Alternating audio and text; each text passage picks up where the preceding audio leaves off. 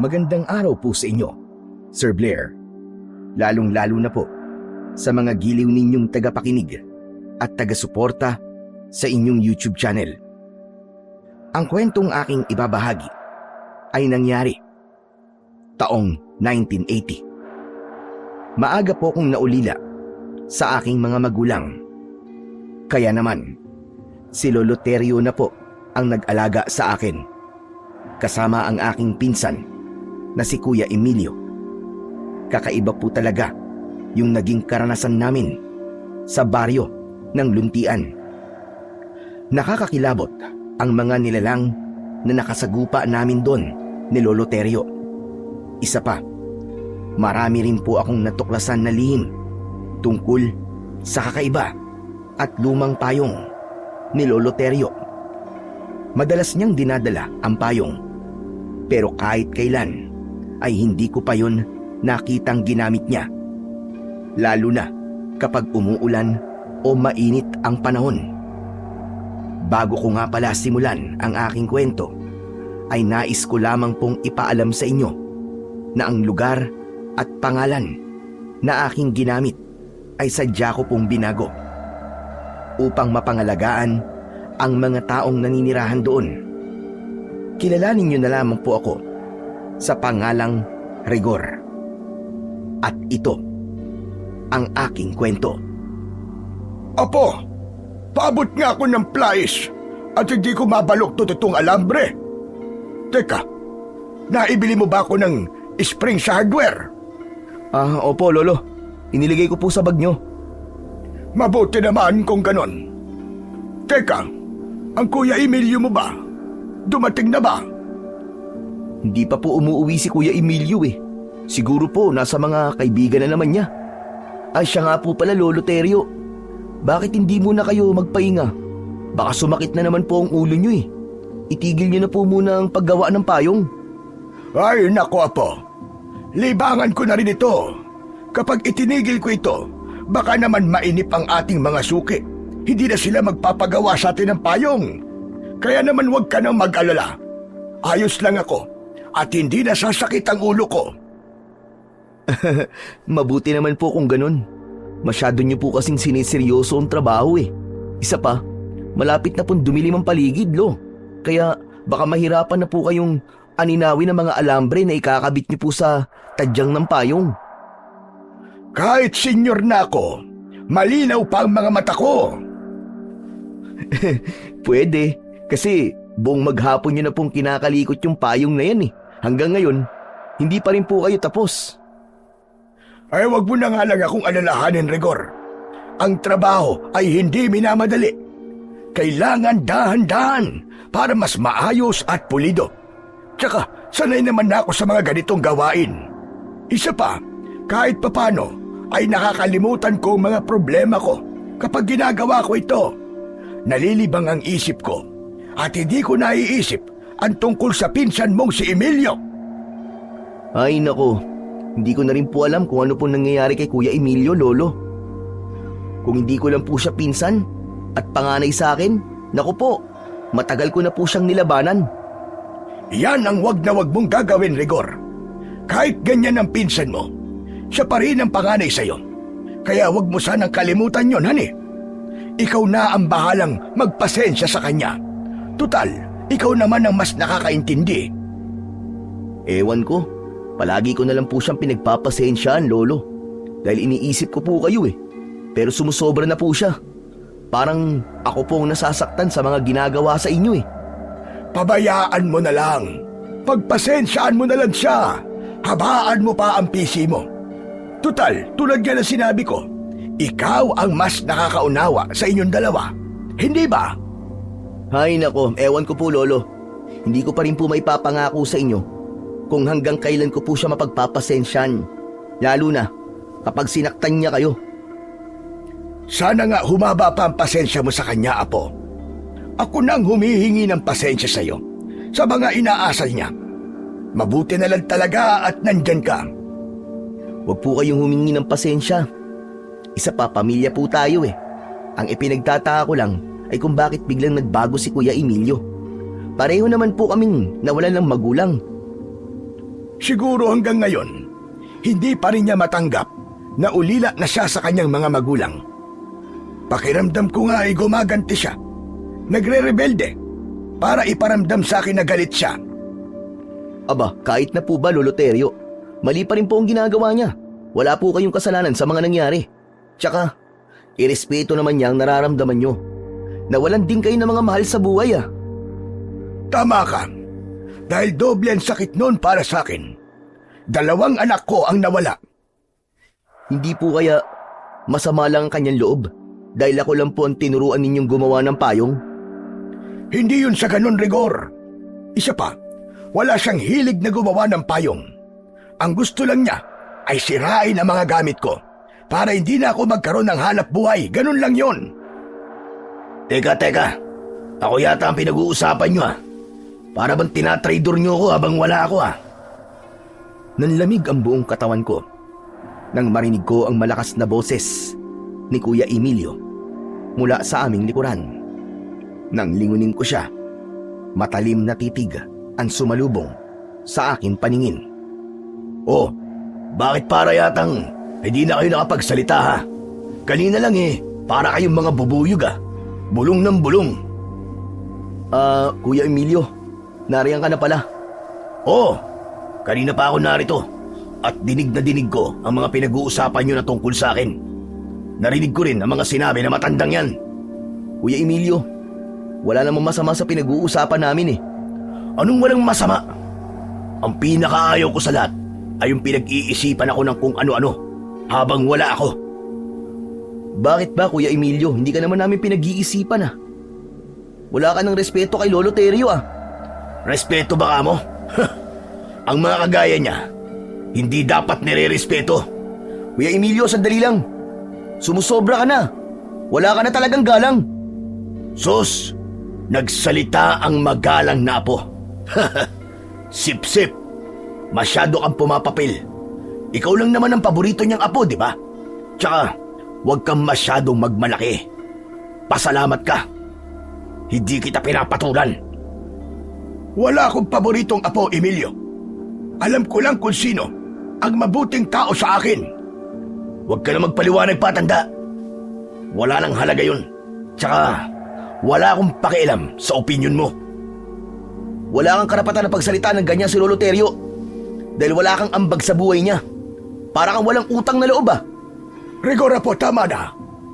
Pabayaan mo na lang siya sa gusto niyang isipin. Hindi, Lolo eh.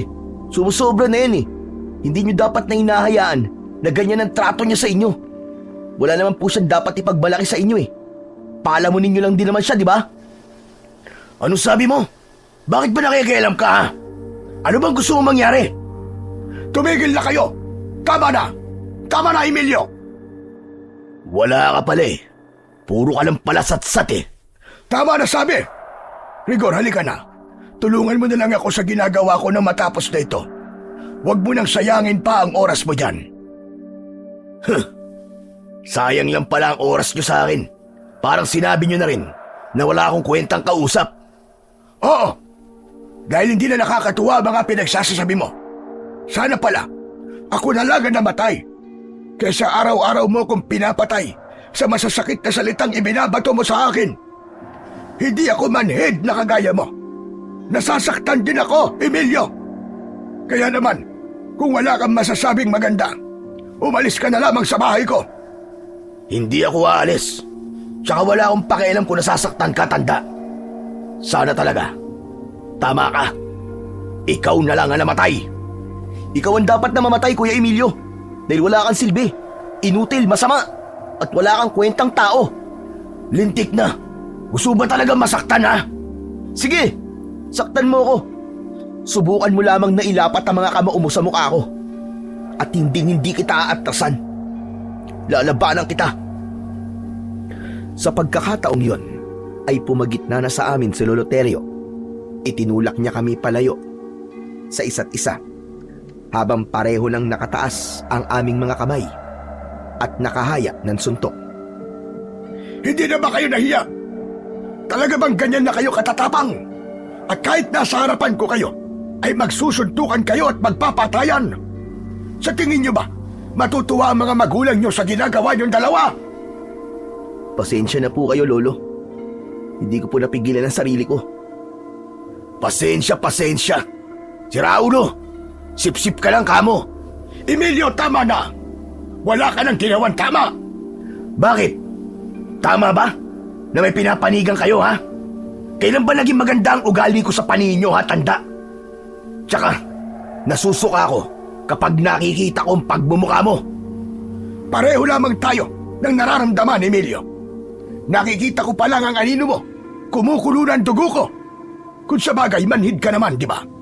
Isa pa, tanggap ko naman na masama ang tingin mo sa akin. Para naman makabayad ako sa naging kasalanan ko sa mga anak ko. Ikaw, ano bang ginawa mo para sa kanila? Di ba? Wala. Kasi nga, pareho lamang tayong inutil. Walang kwenta. Lolo naman, huwag po kayong magsalita ng ganyan. Wala po kayong kasalanan. Pinatay sila ng aswang. At hindi niyo po yung kagustuhan. Gusto niya yun. Baka nga siya pa ang pumatay sa mga magulang ko eh. Kaya halos ayoko nang umuwi dito eh. Dahil sa tuwing nakikita kong pagmumukha ng matandang yan, naaalibadbaran ako. Ganun naman pala eh. Eh di lumayas ka na. Hindi ka rin namin kailangan dito. Kung walang kwenta si Lolo sa paningin mo, aba, di hamak naman na mas wala kang kwentang tao sa paningin ko. Aba, tumatapang ka na yatang tarantado ka. Ano ba gusto mo? Eh ikaw eh. Kung anong gusto mo, ibibigay ko sa'yo. Rigor, Emilio! Tama na! Tama na! Ayoko po sanang makipagtalo sa kanya, Lolo Terio eh. Pero sumusobra na po siya eh. Hindi na tama ang ginagawa niya sa inyong pambabastos. Tumigil ka, Rigor! Nasasabi mo lang yan dahil wala kang alam. Pues, sabihin mo para alam ko. Hindi yung bigla kang darating dito na para kang kupal. Pagkatapos pagtataasan mo ng boses si Lolo Terio. Sino ka para gawin yun sa kanya, ha?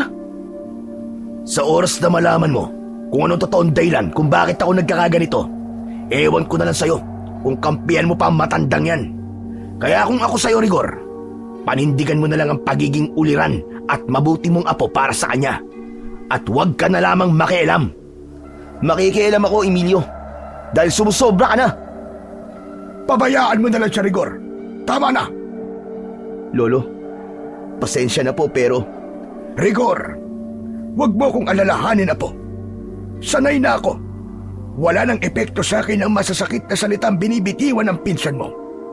Basta ang alam ko, hindi ko kayo pababayaan sa pagkain. Hindi ko kayo ginutom. At ginawa ko ang lahat para mahalin kayo, para alagaan kayo.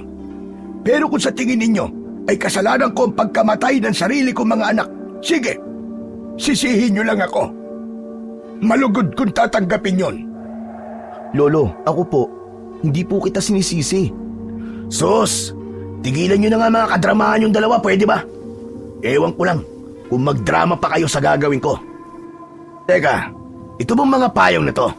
Ito ba ang pinagmamalaki nyo na mas mahalaga pa kaysa sa buhay ng mga magulang ko? Kuya, anong gagawin mo sa payong ni Lolo Terio? Ang dapat dito, sirain. Kuya, wag! Huwag mo akong pigilan, tumabi ka dyan. Ang dapat sa mga to, durugin. Kuya, tama na, tama na. Lo, bakit hindi nyo inaawat si Kuya Emilio? Sinisira po niya ang payong nyo. Pabayaan mo siya. Kahit na anong gawin niya, hindi niya masisira ang mga payong ko. Matibay ang mga yan. At siya lang ang masusugatan sa gagawin niya. Kuya, ano ba? Tama na! Tigilan mo ako, Rigor. Huwag mo akong awatin. Baka pati ikaw tamaan sa akin. Subukan mo lang. Nasaktan ang pinsan mo. Makakatikim ka talaga sa akin. Sinasabi ko sa'yo, Emilio. Hindi na ako magtitimpe. Huwag mo akong takutin, tanda. Ikaw ang dapat na matakot. Dahil sa oras na malaman ni Rigor ang tungkol sa lihim mo, magagalit din siya kagaya ko. Kuya Emilio, ano ba lihim ang sinasabi mo? Wala akong nililihim sa inyo. Yun ang totoo. Kaya huwag ka nang gumawa ng kwento, Emilio. Sinungaling. Hindi mo ako maluloko. Patutunayan ko na totoo ang mga nakita ko. Maghintay ka lang, tanda. Ano ba pinag-uusapan nyo? Teka, Kuya Emilio. Saan madadali ng mga payong ni Lolo? Wala ka ng pakialam doon kaya tumabi ka. Aba, Ayaw mong tumabi ah! Hetong sa'yo! Inihampas sa akin ni Kuya Emilio ang mga hawak niyang payong. Kasunod ng pagtama ng suntok niya sa aking muka. Bumagsak ako sa sahig. Kuya, bakit mo naman ako sinuntok? Nagtatanong ka pa? Pakialamero ka kasi! Bisit na to ah! Sumusobra ka na! Gusto mo ba talaga ng away ha? Bumangon ako at gumanti sa kanya ng suntok. Tumama yon sa kanyang bibig. Bumagsak si Kuya Emilio sa sahig habang putok ang kanyang labi. Nagsuntukan kami sa harap ni Lolo Terio. Dahil sa kaguluhan namin, dinampot ni Lolo Terio ang luma niyang payong sa sahig at yun ang ginamit niyang pamalo sa amin. Kakaiba ang sakit na naramdaman ko nang lumapat ang payong sa puwet ko. Pareho kaming namilipit ni Kuya Emilio dahil sa sakit. Yun din ang kauna-unahang pagkakataon na sinaktan kami ni Lolo Terio. Lolo Terio! Tama na po! Pasensya na po! Natigilan si Lolo Terio. Bumakas sa kanyang muka ang pagkabigla. Wala siyang imik na pumasok sa loob ng kanyang kwarto. Si Kuya Emilio naman umiiyak dahil sa galit at sakit ng katawan.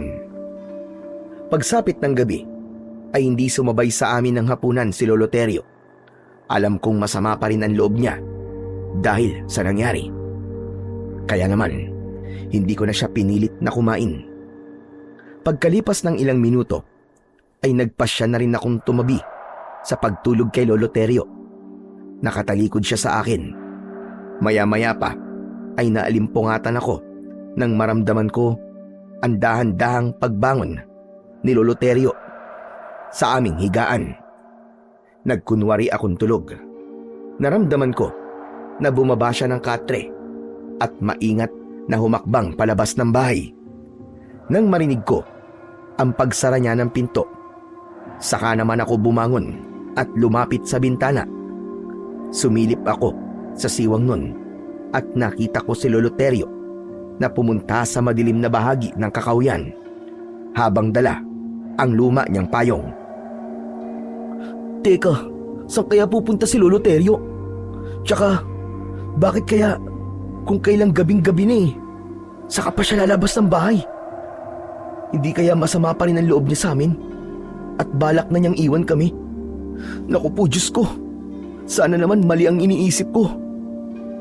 Dala ng aking kuryosidad ay sinundan ko siya. Maingat at magaan ang hakbang ng aking mga paa na tinahak ang daan papasok sa kakauyan. Pagkalipas ng 10 minuto, nakita ko na tumigil si Lolo Terio sa kanyang paglalakad. Itinaas niya ang kanyang payong. Kaya nagmadali naman ako na pumunta sa likod ng puno para doon ay magtago. Ano kaya ang ginagawa ni Lolo rito?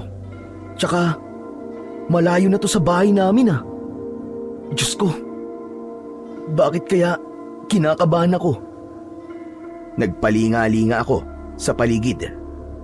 Mabuti na lang at maliwanag ang sikat ng buwan, kaya malinaw kong nakikita ang paligid. Sumilip ulit ako sa gilid ng puno, pero wala si Lolo Terio sa kanyang kinatatayuan. Lumabas ako ng aking pinagtataguan. Hala, nasa na kaya si Lolo Terio? Nasaan kaya siya nagpunta? Bigla siyang nawala ah. Pambihira naman. Paano pa ako makakabalik nito sa bahay? Anak ng putya, oo. Nasa na ba ako? Dapat pala, hindi ko na lang sinundan si Lolo Terio eh. Dahil sa pag-aalala ko, ay hinanap ko si Lolo Terio sa bawat sulok ng kakahuyan. Naglakad ako papunta sa lugar kung saan siya nawala. Ngunit pagsapit ko sa tapat ng malaking puno, natigilan ako. Nakita ko ang isang nilalang na may mabalahibong balat. Abala ito sa paglantak sa katawan ng isang babae. Dilat ang mga mata ng biktima na nakatingin pa sa akin. Subalit wala na itong buhay. Nagsipagtaasan ang mga balahibo ko sa katawan dahil sa labis na takot at dahan-dahan akong napaatras ng hakbang papalayo sa kinaroroonan ng halimaw habang pigil ko ang aking hininga. Diyos ko, anong klaseng nilalang yun? Anong klaseng nilalang ang papatay ng tao? Nasaan na kaya si Lolo? Lo, nasaan ka na ba? Saan ka ba nagpunta? Dahil sa takot, ay agad akong nagtago sa likod ng isang malaking puno. Nanginginig ang aking buong katawan at mula sa aking pinagtataguan ay tanaw ko kung paanong winasak ng halimaw ang tiyan ng biktima. Rinig na rinig ko rin ang tunog ng pagkadurog ng buto nito sa loob ng bibig ng aswang. Pagkatapos ay hinugot nito ang lamang loob ng biktima. Nilantakan yon at pasubsob na kumain sa kanyang palad. Aswang! Aswang nga yun, di ako maaaring magkamali. Diyos ko, tulungan niyo po ako. Tulungan niyo ako. Kailangan kong makaalis dito. Teka, hindi kaya siya si Lolo Terio? Siya lang naman ang nakita kong pumasok sa kakahuyang ito ah. Hindi kaya ito na ang tinutukoy ni Kuya Emilio kanina na lihim ni Lolo? Diyos ko po, huwag naman sana. Aswang si Lolo Terio. At ito ang lihim niya. Nang mga sandaling yon, ay hindi ko maintindihan ang aking nararamdaman.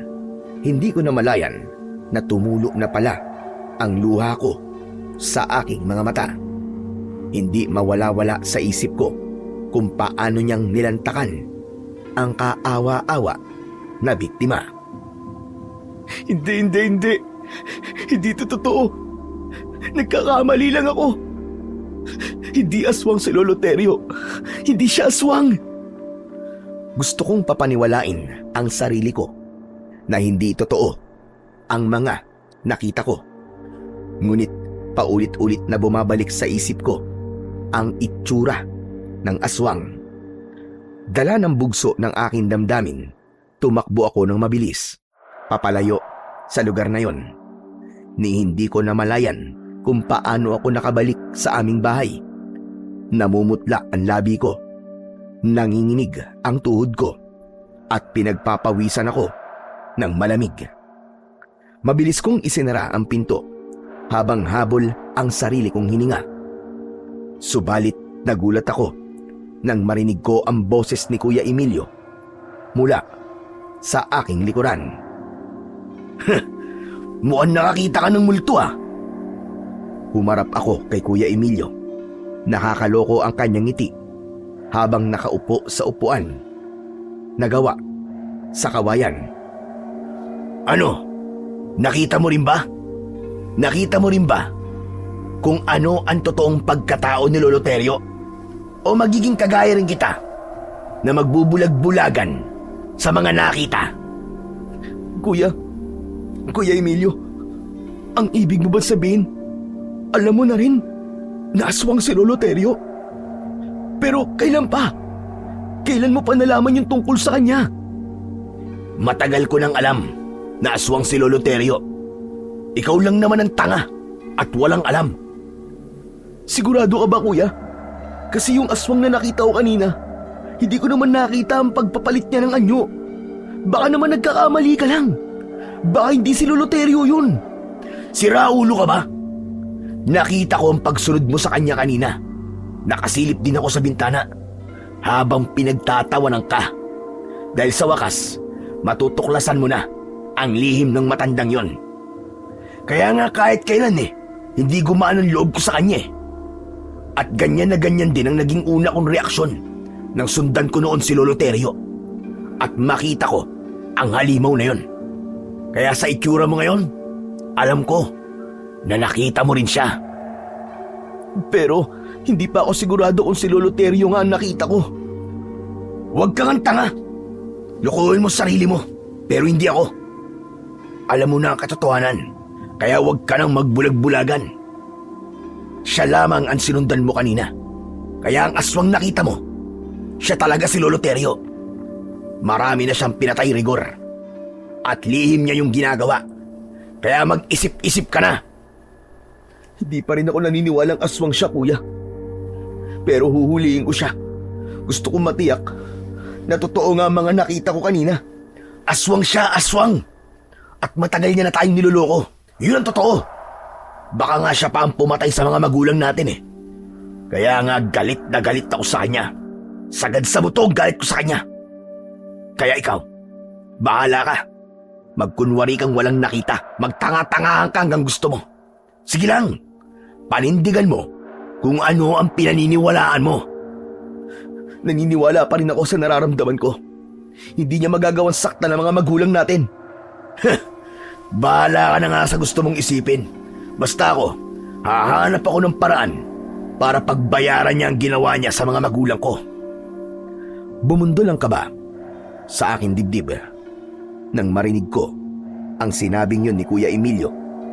Isa yung banta sa buhay ni Lolo Terio. Kinabukasan, pagkatapos kong matuklasan ang eksenang yun kagabi, pakiramdam ko para na bang sasabog ang dibdib ko sa pag-aalala. May pagkakataon pa nga na gusto kong magtanong, pero natatakot ako dahil hindi pa ako handa sa magiging sagot niya. Kaya naman, nanatili na lang ako na walang kibo sa aking kinauupuan na silya. Napansin ko rin na may sugat siya sa braso. Parang nanggaling yun sa isang kalmot. Kaya't napatingin ako sa kanyang muka, pero agad din akong nagbawi ng tingin. Hindi naman yun nakaligtas sa paningin ni Lolo Terio. Rigor, ano bang problema mo at kanina ka pang hindi napapakali sa upuan mo? Para bang sinisilihan ang puwet mo? May gusto ka ba sabihin sa akin? Wala po Lolo Terio. May iniisip lang po ako. Ay siya, kalimutan mo na kung ano ang iniisip mo. Kumain ka na lang ng almusal at samahan mo kung pumunta sa Karatig Baryo. Baka marami nang magpapagawa ng payong sa atin doon. Lolo Terio, pwede po ba na hindi mo na ako sumama? Aba, bakit naman? Para bang ngayon lang kita narinig na tumanggi na sumama sa akin? Ano bang problema? Wala naman po akong problema, Lolo Terio. Pasensya na po kayo.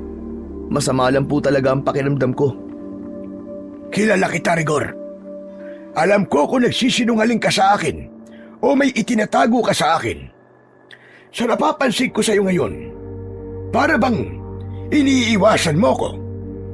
Huwag po kayong mag-isip ng ganyan, Lolo Terio. Totoo naman po talaga na masama ang pakiramdam ko eh.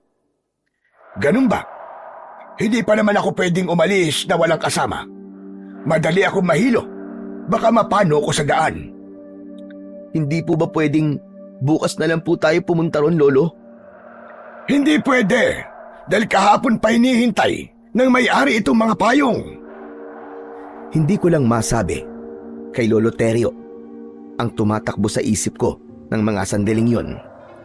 Nag-alala ako na baka kunwari lang si Lolo na maghahatid ng payong sa mga suki nito. Pero ang totoo, baka naghahanap lang siya ng susunod na magiging biktima. Mas lalo kong kinabahan nang lumabas ng kwarto si Kuya Emilio. Huwag niyo nang piliting sumama sa inyo ang paborito niyong apo. Dahil sa totoo lang, natauhan na yan. Ano ba pinagsasasabi mo ha, Emilio? Kaya aga-aga, magsisimula ka na naman. Kuya Emilio, pwede ba? Umayos ka nga. Bakit? Maayos naman ako ah. Tumigil ka. Hindi na ako makakapayag. Nabastusin mo pa ako sa loob ng pamamahay ko. Sige nga. Ano bang klaseng pamamahay ito? Para igalang kayo. Isa pa, alam na namin ni Rigor. Ano ang alam nyo ha, Emilio? May itinatago ba kayo sa akin ni Rigor? Lolo, wala po. Kalimutan niyo na po ang sinabi ni Kuya Emilio. Alam niyo naman po yan eh, kung ano-ano po lumalabas sa bibig niyan. Bakit hindi mo sabihin sa kanya, Rigor? Kuya, ano ba? Tumigil ka na nga. Tama na yan. Pagod na ako makipagtalo sa iyo, Emilio. Umalis ka na sa pamamahay ko. Hindi kita kailangan dito. Lolo, huminahon po muna kayo. Huwag niyo pong palayasin si Kuya Emilio. Nabibigla lamang po kayo. Sus, kunwari ka pa. Baka nga mas masaya ka pa eh. Tsaka wala akong pakialam. kung palayasin ako ng matandang yan sa pamamahay niya, no? Mabuti naman, dahil hindi ko pagtitiisan ang ugali mo. Wala kang utang na loob, hayop ka. Huwag ka nang magpapakita sa akin. Talaga, sinong tinakot mo, tanda? Pagkasabi ni Kuya Emilio nun, ay lumabas na kagad siya ng bahay. Si Lolo Terio naman ay tuluyan nang naubos ang pasensya. Agad siyang umalis sa harap ng lamesa at pumasok sa loob ng kanyang silid. Sumunod ako kay Lolo Terio para kausapin siya. Lolo Terio, huwag niyo na lamang pong pansinin ang mga sinabi ni Kuya Emilio. Alam ko po na nabigla lamang po kayo sa pagpapalaya sa kanya. Tama ka, Rigor. Hindi ko gustong ginawa kong yun. Pero nasasaktan na talaga ako sa pagtrato niya sa akin. Pakiramdam ko ay inutil ako. Huwag niyo pong sabihin yan, Lolo. Ganito, ang mabuti pa po umalis na po tayo. Sasamahan ko na lang po kayo sa pagpunta sa kabilang baryo. Akala ko ba masama ang pakiramdam mo? Opo, pero mas kailangan niyo po na malibang para hindi po kayo mag-isip. Kaya tara na po, Lo, umalis na po tayo. Hindi ko alam kung bakit bigla kong naisip na sumama kay Lolo Terio. Dahil siguro sa nakita kong lungkot sa kanyang anyo. Hindi nagtagal ay pumayag din si Lolo Terio na umalis kami. Nagsimula kaming maglakad, dala ang mga payong. Pagkalipas ng kalahating oras na paglalakad, ay tumambad sa aming paningin ang itsura ng baryo. Napansin ko agad na marami ang buntis na babae sa lugar na yon. Mas lalong tumindi ang takot na nararamdaman ko dahil iniisip ko na may bago na namang mabibiktima, si Lolo Terio. Apo, napansin ko habang nasa daan tayo kanina. Abay, hindi ka nagsasalita. Hindi ka nagtatanong. Para bang meron nang nagbago sa iyo? Ano po Naku Lolo, wala pong nagbago sa akin. Tsaka, huwag niyo po akong alalahanin. Masama lang po talaga ang pakiramdam ko kaya po ako ganito. Iniisip ko rin po mga sinabi ni Kuya Emilio kanina. Huwag kang mag-alala. Sanay na ako sa ugali niya tulad nga na sinabi ko sa'yo dati. Kanina lang ako napuno sa kanya. Tsaka, kahit na noon sabihin niya sa'yo, huwag mo siyang paniniwalaan. Wala naman siyang sapat na batayan. Lo, meron po ba kayong itinatago sa akin? Wala naman akong itinatago sa'yo, Apo. Sige na, bilisan mo na ang paglalakad at baka abutin pa tayo ng dilim sa daan. Lo, ano po bang gagawin natin dito? Maliban po sa paghatid ng payong ng mga nagpaayos po sa inyo. Maghahanap tayo ng bagong magpapagawa sa atin ng payong. Tsaka, hindi ko pa naman nalilibot ng buo ang baryong ito. Pansin ko po kasi na halos lahat po ng mga babaeng nakatira sa lugar na to buntis. Dahil ang baryong ito ay sentro ng mga pagkain ng aswang. Bigla akong kinabahan sa sinabing yun ni Lolo Terio. Pero bigla siyang tumawa. Teka, bakit naman bigla ka namutla? Binibiro lang naman kita. Hala, sige na. Lumapit tayo sa umpukan nila at baka gusto rin nilang magpagawa ng payong sa atin. Malay mo, hindi ba? Kahit sinabi ni Lolo Terio na biro lang yun, pakiramdam ko totoo yun. Kaya habang naglalakad kami ay hindi mawala ang kaba sa dibdib ko. Paglapit namin sa umpukan ng mga tao, napansin ko kagad ang masamang tingin ni Lolo Terio sa mga babaeng buntis. Sa palagay ko, sinusuri ni Lolo Terio ang galaw ng mga babaeng naroroon. Maya-maya pa ay may biglang lumapit sa amin. Isang babae rin na buntis. Nakatingin siya sa payong na dala ni Lolo Terio. Nakangiti ito at nagtanong kung magkano raw ang payong ni Lolo Terio. 80 na lang para sa'yo. Matibay ito at gawa sa purong aluminum. Humingi ng isang payong ang babae, pero masama ang tingin nito sa hawak na lumang payong ni Lolo Terio. Kaya naman lumapit ako sa kanila. Kailangan kong bantayan ang kilos ni Lolo Terio. Paglapit ko ay nahuli ko na masama ang tingin ng aking lolo sa tiyan ng babae. Mabuti na lang ay may lumapit na lalaki sa aming kinaroroonan. Inakbayan nito ang babaeng buntis. Saka nakangiting nakipag-usap kay Lolo Terio. Mabuti naman po at inihatid nyo na po ang payong ko, Tatay Terio. Aba, siyempre. Pasensya ka na kung natagalan. Heto nga, at bumili pa ng isang payong ang asawa mo. Teka, sandali lang. Ito na pala ang payong na ipinagawa mo sa akin. Magugustuhan mo yan. Mukhang bago na ulit. Aba, oo nga no. Mahusay ang pagkakagawa nito ah. Mukhang matibay. Muntik ko nang hindi makilala. Tamang-tama ito at malapit na ho ang tag-ulan. Sinipat-sipat pa ni Mang Arnold ang hawak niya na payong. Pero napansin ko rin ang pagsulyap niya sa lumang payong ni Lolo Terio habang nakatukod yun sa lupa. Teka, Tatay Terio. Parang mas maganda yata ang isang yan ah. Yan din ang gusto ng asawa ko eh. Nako, pasensya ka na. Ngunit hindi ko ito ipinagbibili. Pag sarili ko itong gamit, ala-ala pa to sa namatay kong mga anak. Abay, sayang naman ho. Balak ko sanang bilhin yan kahit magkano. Pasensya na talaga, Arnold. Pumili ka na lamang ng iba. Magkakapareho naman sila ng itsura. Kung gusto mo, babawasak ko na lamang ang halaga ng payong na magugustuhan mo. Biglang umasim ang muka ni Mang Arnold at dumilim ang anyo. Sayan nga ang gusto ko, Tatay Terio eh.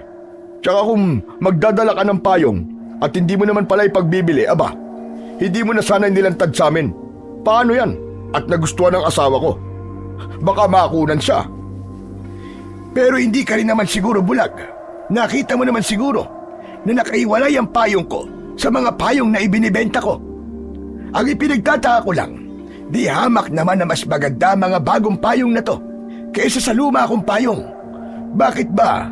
Para yatang mas interesado kayo sa luma kong payong. Hindi na mahalaga kung bago o luma ang payong. Ang mahalaga, nagagamit pa at gusto ng asawa ko. Pasensya ka na talaga. Hindi ko naman alam na magugustuhan mo itong payong ko. Pero kagaya ng sinabi ko, hindi ko talaga ito ipinagbibili.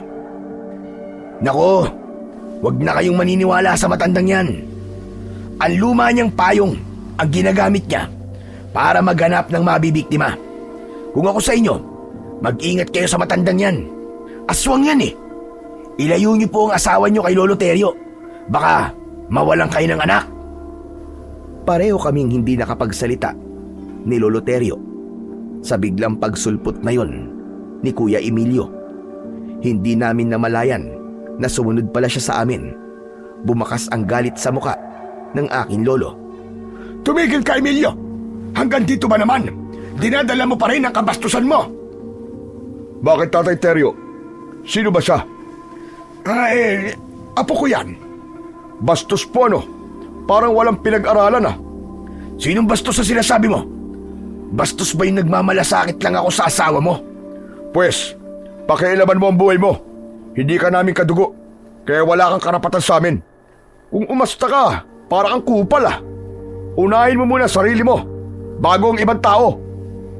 Oo nga naman, Kuya Emilio, umuwi ka na lang. Huwag ka na magkalat dito. Nakakahiya sa mga tao. Sus, kunwari ka pa. Hindi mo ba alam na kapag nanahimik ka, mas lalo lamang silang mapapahamak? Aswang yan eh.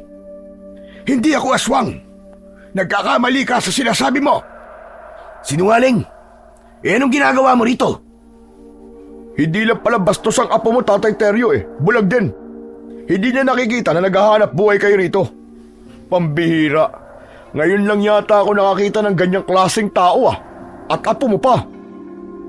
Hindi niya ako apo. Simula nang pinalayas niya ako sa bahay, pinutol ko na rin ang ugnayan namin. Abay dapat lang. Kahit ako, ang nasa kalagayan ni Tatay Terio, palalayasin din kita. Kasi wala kang alam. Teka, ano ba ang karapatan mo makialam sa akin ha? Kayo na nga ang pinag-iingat ko. Ako pa ang lumalabas na masama ngayon. Hindi ko kasi nagustuhan ang tabas ng dila mo habang kausap mo si Tatay Teryo. Bakit? Ikaw ba ang nagpapakain kay Tatay Teryo, ha? Pero alam mo, sa tingin ko, ikaw ang palaman niya eh. Nakakahiya ka. At saka, sanay na kami sa mga aswang na umaatake sa amin tuwing gabi. Pero alam mo ba, hindi lang mga buntis ang binibiktima ng aswang. Pati ang tao may masamang pag-uugali at walang galang sa matanda. Yun ang una niyang pinapatay. Lalong-lalo ka na. Masarap sa kanila ang dugo mo. Abat, tinatakot mo ba ako, ha? Hindi kita tinatakot. Sinasabi ko lang sa'yo ang totoo. Kaya naman, ikaw ang mag-iingat, bata. Lapitin ng aswang ang mga kagaya mo. Abat, lintik na to, ha? Sinusubukan mo ba akong takutin, ha? Ngumisi si Mang Arnold kay Kuya Emilio. Bumakas sa anyo niya ang takot. Kaya naman, napansin ko na marami na palang tao sa paligid namin. Lahat sila nakatingin kay Kuya Emilio. Maya-maya pa ay lumapit sa amin ang isang matandang babae. Ano kaguluhan ito, ha? Sino ba kaaway mo, Arnold? Wala po akong kaaway. Pinagsasabihan ko lang po ang binatang yan. Emilio ang pangalan niya. Siyang nanggugulo rito. May ganun ba? Hoy, ikaw! Anong agenda mo? At tinugulo mo mga tao rito, ha? Baka naman kulang ka sa leksyon. Magsabi ka lang. Sus, may agenda ka pang nalalaman. Agendahin mo ang pagmumukha mo. Mukha ka rin namang aswang eh. Dahil sa sinabing yon ni Kuya Emilio, lahat ng mga taong naroroon ay biglang nagalit at pinagmumura ang pinsan ko. Hindi nila nagustuhan ang sinabi nito. Kaya naman, pumagit na ako para pigilan sila. Kuya Emilio, pwede ba? Umayos ka. Hindi na magandang lumalabas niya sa bibig mo, Baka nakakalimutan mo. Nasa teritoryo nila tayo. Pasensya ka na, Maruha. Pasensya ka na sa inasal ng aking apo. Huwag mo na lamang pansinin ang kanyang sinabi. Bakit hindi ko papansinin na sinabi niya, ha? Pinaratakan niya ako na isang aswang. Hoy, tanda. Sinabi ko yon dahil sa itsura mo. Paratang ka dyan. Magtali ka kasi ng buhok mo nang hindi ka mapagkamalan na aswang. Ba't sumusobra ka na yata? Baka nakakalimutan mo na nasa teritoryo kita. Baka mawala ang katarantaduhan mo kapag pinaikot ko ng suntok ang ulo mo. Sus, dami mong satsat. Bakit hindi mo gawin? Ano ka mo? Ikaw, ha? Kilalanin mo muna kung sinong binabangga mo. Baka samain ka. Matuto kang rumispeto sa mga taong mas nakatatanda sa'yo. Ewan. Wala akong panahon para dyan. Habang nagkakainitan sila, ay napatingin ako sa gawi ni Lolo Teryo na kanina pang walang imik. Kitang-kita ko ang panginginig sa kamay ng matanda habang hawak niya ang lumang payong. Alam kong nagtitimpi siya ng galit, kaya lumapit ako kay Lolo Teryo. Lo, umuwi na lang po tayo. Nakakahiya na po sa mga taga rito. Nakakahiya po si Kuya Emilio. Lintik na yan. Ako pa ngayon nakakahiya.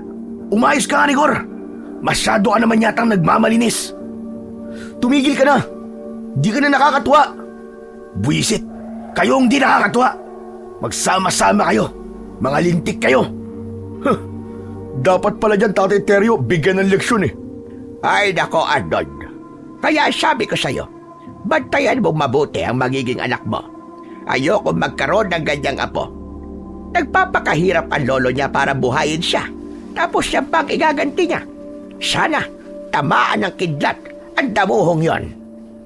Hoy, matandang hukluban. Narinig kita. Tumigil ka sa pinagsasabi mo. Baka ikaw ang tamaan ng kidlat. Ikaw ang tumigil. Bakit?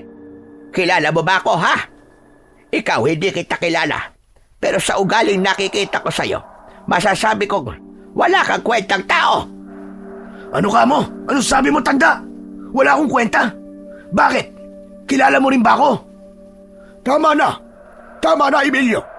Wala ka ng galang. Wala ka ng pinagkatagdaan. Nakakahiya ka na! Dala ng labis na galit ni Lolo Terio. Sinuntok niya si Kuya Emilio. Bumagsak ito sa lupa at pumutok ang kanyang labi. Huh, tama lang yan. Kapag bastos, dapat dyan patikimin ang suntok, pasabugin ang bunganga. Kulang pa nga yan eh. Dapat dyan, sunugin ang bibig. Mabilis na bumangon si Kuya Emilio. Saka dinuro si Mang Arnold. Alam mo, sa totoo lang, wala sana akong balak na sumunod dito eh. Kaya lang, nag-aalala ako sa mga taong taga rito. Pero yung mga tao pala na inaalala ko ay pare-pareho naman pala na mga walang kwentang tao. Mag-iingat ka sa mga pinagsasasabi mo, binata. Makapangyarihan ang salita, lalo na ang pagduduro ng daliri sa mukha ng tao. Baka magsisi ka. Tama na yan, Nay. Umalis na po tayo dito. Total, nakapili na po si Lilia ng payong. Sige na, anak. Mauna na kayo. Muling binalingan ni Lola Marua si Kuya Emilio. Ito ang tatandaan mo, binata. Sa oras na bumalik ka rito, hindi ko na maipapangako na walang mangyayaring masama sa iyo. May marka na ang mukha mo sa lugar na ito. Huwag mo akong tinatakot, tanda. Hindi ako natatakot sa'yo. Hindi nga tumataas ang balahibo ko sa'yo eh. Pwes, subukan mo. Tignan ko lang kung manatili pa ang tapang mo. Lola Marua, Huwag kang sumali sa usapan. Bantayan mo na lamang ang lalaki niyan. nahuli ko ang nakakakilabot na pagngisi ni Lola Marua bago ito tuluyang umalis kasama ang mga tao na nakapalibot sa amin. Si Lolo Terio naman ay naunang naglakad na at iniwan kaming dalawa ni Kuya Emilio. Sinamaan ko siya ng tingin bago ako sumunod kay Lolo Terio. Wala kaming imikan sa daan. Pagkalipas ng kalahating oras na paglalakad, narating namin ang bahay. Pagpasok namin sa loob, ay agad akong umupo sa bangko. Si Lolo Terio naman ay tumayo sa gitna ng sala. Maya-maya pa ay pumasok si Kuya Emilio. Sa pintuan pa lang, agad siyang pinagtaasan ng boses ni Lolo Terio. Wala ka talaga kwentang tao. Wala kang pinipiling lugar. Ipinahiya mo ko sa harap ng maraming tao. Aba, marunong din pala kayong mahiya, no? Pambihira naman, oh. Kayo nga hindi nahihiya sa amin, eh. Anong sabi mo? Alam ko, pinatay niyo ang mga magulang namin. Kaya namatay sila, hindi ba? Diyos ko, paano mo nasasabi ang ganyang bagay? Kaya ba nagkakaganyan ka? Dahil iniisip mo na pinatay ko ang mga magulang mo, ganun ba? Oo, at alam ko na itatanggi niyo yun. Talaga pala na napakawalang hiya mo, Emilio. Bakit ko naman papatayin ang mga anak ko? Hindi mo ba alam kung gaano kasakit sa isang magulang ang mawalan ng mga anak? Pagkatapos, sasabihin mong pinatay ko sila. Bakit? May patunay ka ba? Oo, meron akong patunay. Alam ko na isa kang aswang. Kung anong klaseng nilalang ka. Para sa akin, masaol ka pa sa demonyo. Kaya dapat sa'yo mamatay! Agad na sumugod si Kuya Emilio kay Lolo Terio. Nanlaki ang aking mga mata nang suntukin ni Kuya Emilio si Lolo. Subalit nakaiwas ito at gumanti ng hampas ng payong sa dalawang tuhod ng aking pinsan hanggang sa napaluhod siya sa sahig. Hindi ko na kaya ang mga lumalabas na masasakit na salita niya sa bibig mo. Hindi kita pinalaki para bastusin mo lang ako. Kaya lang, kung matigas na ang buto mo, sige, tumayo ka, lumaban ka, nang makita mo ang hinahanap mo. Talagang tatayo ako. Lalabanan kita. Muling sumugod si Kuya Emilio kay Lolo Terio na hindi man lang umaalis sa kinatatayuan nito. Para akong nanonood ng magandang laban sa pelikula. Kagaya ng nangyari kanina, nabigo si Kuya Emilio na pabagsakin si Lolo Terio. Pero dahil tumayo na naman ito para umatake kay Lolo Terio, ako na ang sumuntok kay Kuya Emilio. Bumagsak siyang patihaya sa sahig. Tama na, kuya! Para ka ng baliwa! Bakit ka ba ganyan? Wala namang ipinakikitang masama sa'yo si Lolo Terio ah! Huwag kang ang tanga, Rigor. Huwag mo siyang kampiyan. Huwag mong ipagtanggol ang aswang na yan. Tama na yan, Rigor. Sarado na ang isip niyan. Paniwalaan niyo kung ano ang gusto niyong paniwalaan. Kung hindi niyo ako kayang pakisamahan, bukas ang pinto. Malaya kayong umalis. Simula ngayon, kalimutan niyo na may lolo kayo. Hindi agad ako nakapagsalita. Nang makita ko na pumasok sa loob ng kanyang silid si Lolo Terio, dinig ko rin ang pagsarado ng pintuan. Kasunod ang paglagabog ng katre niya na sa tingin ko nagwala si Lolo Terio. Napatingin ako sa gawi ni Kuya Emilio. Tumayo siya habang nakatingin sa akin. O ano? Masaya ka na ba, ha? Masaya ka na ba? Oo, dahil hindi ako bulag at tanga. Nakagaya mo. Tila ba napansin ko sa muka ni Kuya Emilio ang biglang pagsisisi sa mga nasabi niya dahil tumingin siya sa nakasaradong pintuan ng silid ni Lolo Terio. Maya-maya pa ay pumasok na rin si Kuya Emilio sa loob ng kanyang silid at pabarag niyang isinarado ang pinto. Pagsapit ng gabi ay nagluto ako ng hapunan. Balak ko sanang dalhan ng pagkain si Lolo Terio. Subalit bigla akong natigilan. Kitang-kita ko ang ginagawa niya sa loob ng kwarto. Nasisilip ko yun sa siwang ng pinto. Nakaluhod siya sa sahig, paharap sa payong na nakapatong sa katre. Binubulungan niya yun habang nakapikit. Gabayan niyo ang bawat kilos ko, ang bawat galaw ko, upang matupad ko ang nais ng sandatang ito. Mula sa hangin ay bigyan mo ko ng karagdagang lakas upang lumaban. Nalalapit na ang pag-aasik nila ng lagim. Tulungan mo kong lumaban. Bigyan mo ko ng lakas upang magapi ang kasamaan. Nanigas ang aking mga tuhod sa narinig ko. Ni ayaw gumana ng utak ko ng mga sandaling yon. Nanatili akong nakatayo at nakatingin kay Lolo Terio. Bumundo lang kaba sa aking dibdib. Lalo na at narinig ko na kinakausap niya ang lumang payong na para bang meron siyang nakikita na hindi nakikita ng aking mga mata. Diyos ko! Ano kaya ang ginagawa ni Lolo Terio sa payong? Natatandaan ko na kahit kailan, hindi niya yung binuksan. Palagi niyang dala ang payong na yun. Pero hindi naman niya ginagamit. Sa pagkakataong yon, mas lalong nagulo ang isip ko. Pakiramdam ko, may iba pang lihim na itinatago sa amin si Lolo Terio. Kaya pinanood ko ng matagal ang ginagawa niya. Pakiramdam ko noong mga oras na yon, hindi na ako humihinga dahil sa takot. Ilang saglit pa ang lumipas. Nakita ko na pinilit ni Lolo Terio na hawakan ang payong. At nanlaki ang aking mga mata nang makita ko na hawakan din pala yun ng isang uri ng patalim. Para bang ice pick. Kumislap yun sa liwanag na nanggagaling sa ilaw ng gasera. Kasunod ng pagbukas niya ng payong, pinaikot niya yun sa ere at nakita ko nakakaiba ang itsura nun. Para bang isang uri ng kalasag na kayang tapatan ang matalas na bagay na tatama sa payong. Dahil sa pag-aalala, mabilis akong umalis sa tapat ng pinto at bumalik na sa kusina. Inilapag ko ang pagkain sa ibabaw ng lamesa. Saka nag-isip.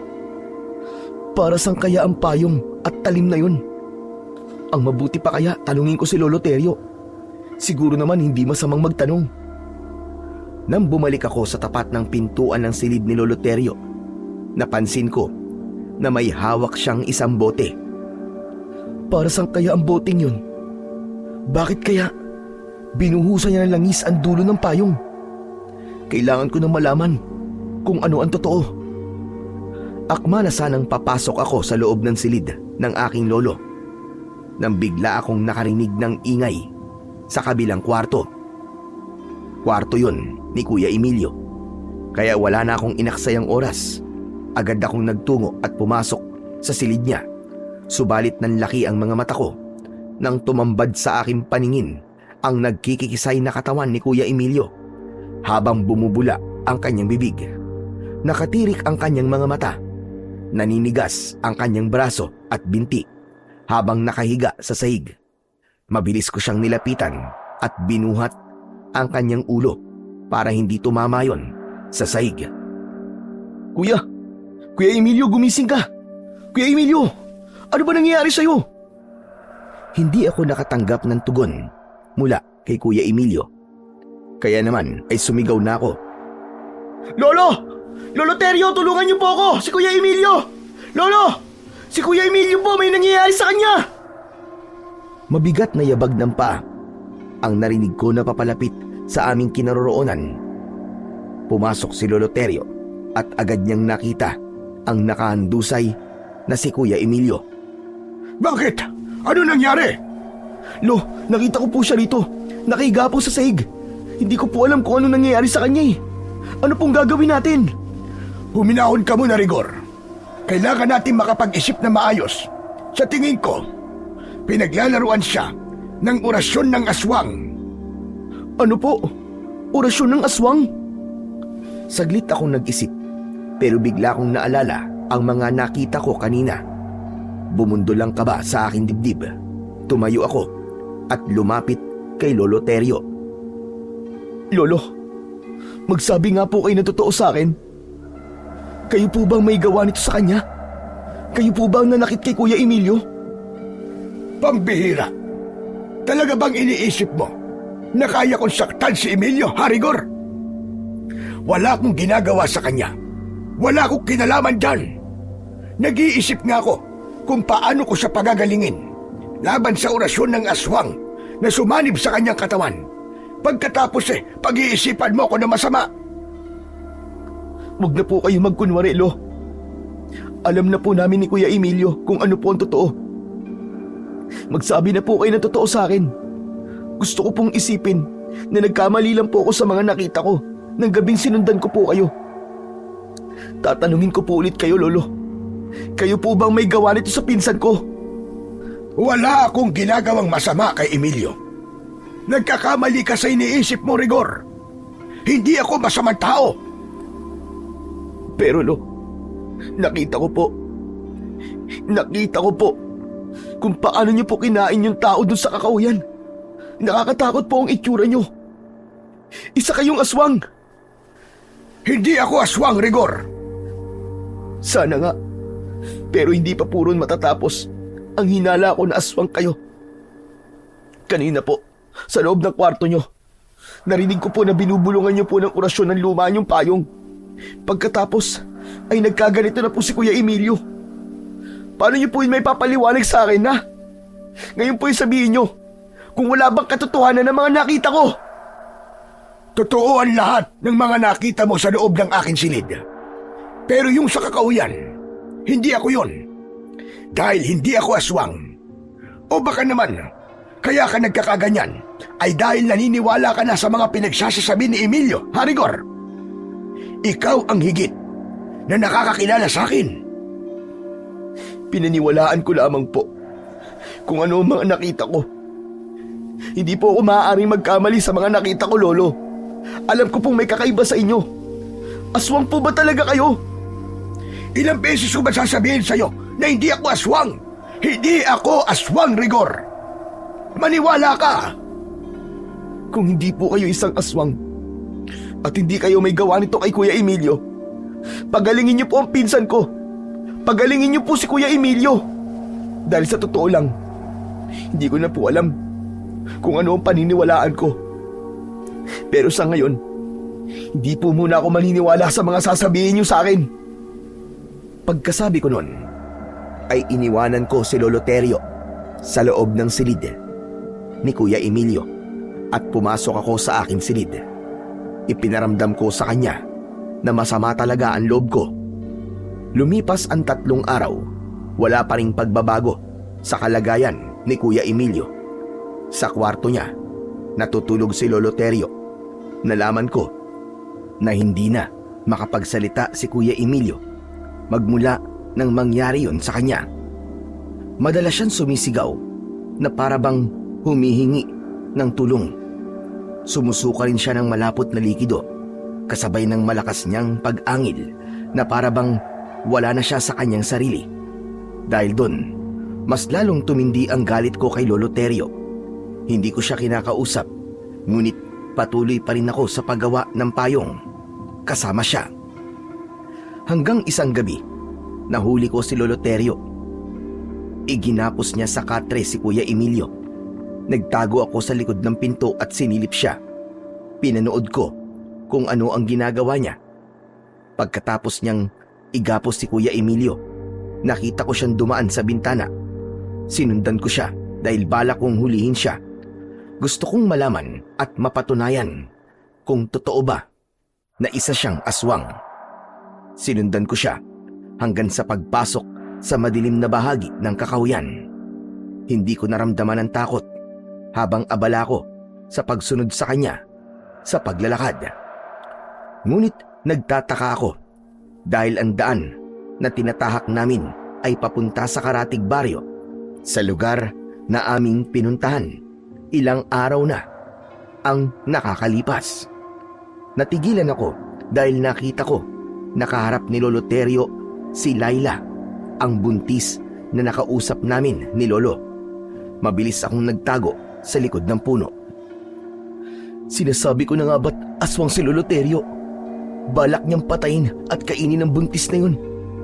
Diyos ko, hindi niya na ako maluloko ngayon. Hindi na siya makakapagsinungaling sa akin. Dahil sisiguraduhin kong mahuhuli ko na siya sa aktwal niyang pagpatay sa buntis. Sininip ko ulit ang kinaroroonan ng dalawa. Nakita ko na nagtitigan lamang sila. At kahit nakikita ng babae ang banta ng panganib mula kay Lolo Terio, hindi ko nakita ang takot sa kanyang muka. Sa halip, ngumisi pa ito ng nakakatakot at nakakakilabot, kasunod ng malakas nitong pagtawa. Teka, bakit para yatang masaya pa ang buntis nang makita niya si Lolo Terio? Hindi ba siya natatakot kay Lolo Terio? Tsaka, dala ni Lolo Terio ang kanyang payong. May patalim yun. Paano kung saksakin siya ni Lolo Terio? Kailangan mapigilan ko siya. Hindi ko hahayaan na pumatay na naman siya ng tao. Nanlaki ang mga mata ko ng sandaling yun dahil binuksan na ni Lolo Terio ang kanyang lumang payong. Kasunod ng paghugot niya ng talim mula sa hawakan nito, bumundol ang kaba sa aking dibdib. Nang mapansin ko, nasasaksakin niya ang babae. Hindi na ako nag-aksaya ng oras. Mabilis akong tumakbo papalapit sa kinaroroonan ni Lolo Terio. Lolo, wag! Huwag niyo siyang papatayin! Rigor, anong ginagawa mo rito? Hindi ka dapat nandito. Bumalik ka na. Sige na, bumalik ka na sa bahay. Bilisan mo! Kailangan ko po kayong pigilan. Huwag niyo po papatayin ng buntis. Maawa po kayo sa sanggol. Nagkakamali ka, Rigor. Bumalik ka na sa bahay. Tumakbo ka ng mabilis at huwag ka nang lilingon. Saka na ako magpapaliwanag. Sige na, umalis ka na, Apo! Nagkamali ako sa aking hinala. Nasasaksakin niya ang buntis. Dahil saktong paglapit ko kay Lolo Terio ay nakita ko rin ang pagbabagong anyo ng babaeng buntis. Umalingaw-ngaw ang malakas niyang halakhak at sa paglantad ng kanyang itsura, nakilala ko ang nilalang. Teka Lo, siya po ang aswang na nakita kong pumatay sa babae sa kakahuyan. Pero ang buong akala ko ay kayo po yun. Kaya nga umalis ka na, Apo! Iwan mo na ako rito! Bilisan mo! Huwag na matigas ang ulo! Bilisan mo na! Hindi, Lo! Hindi po kita iiwan dito! Sige na! Huwag na sabing matigas ang ulo mo eh! Papatayin ka niya! At nararamdaman ko na hindi siya nag-iisa! Kailangan ko lang talagang gawin ito para gumaling na ang pinsan mo. Bilis, tumakbo ka na! Hindi ka dapat nandito! Hindi mo dapat ako sinundan dito! Lo, patawarin niyo po ako. Akala ko po talaga kayo po ang aswang eh. Hindi ko na natapos ang mga sasabihin ko dahil inatake na kami ng aswang.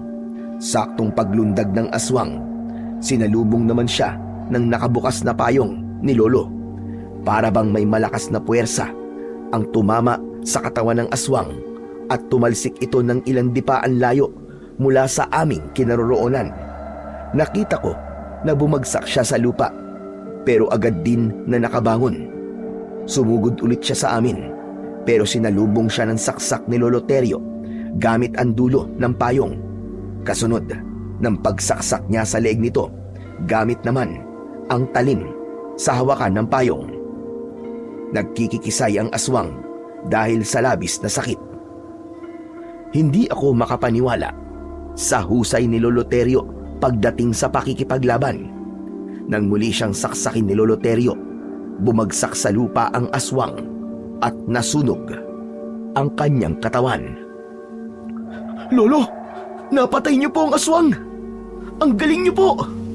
Kailangan ko siyang patayin para mawala ang sanib ng orasyon sa katawan ng pinsan mo. Isa pa, hindi ka na dapat sumunod dito. Malalagay sa panganib ang buhay mo. Baka hindi kita maprotektahan, kagaya ng nangyari sa mga anak ko. Pasensya na po talaga kayo, Lolo Terio.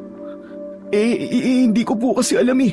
Tsaka, wala na po tayong magagawa dahil nandito na po ako eh. Sasamahan ko na lang po kayo. Hindi! Anong ginawa niyo sa asawa ko? Napaatras kami ni Lolo Terio nang biglang dumating si Mang Arnold habang nakatingin siya sa naabong katawan ng kanyang asawa. Hindi maaari ito! Anong ginawa mo, Terio? Dala ng labis na galit, nagpalit siya ng anyo bilang aswang. Tumubo ang mahaba niyang pangil sa bibig at nagkulay pula ang kanyang mga mata. Kasunod, ng dahan-dahan niyang paglapit sa amin, umatras kami ni Lolo Terio habang hindi inaalis ang tingin namin sa kanya. Itinutok ni Lolo Terio ang talim sa aswang. Apo, ikaw na ang gumamit sa payong. Gamitin mong pananggalang laban sa matulis niyang kuko. Tinanggap ko ang payong at itinutok ko yun kay Mang Arnold. Pinatay mo ang asawa ko, kaya malalagot kayo sa akin.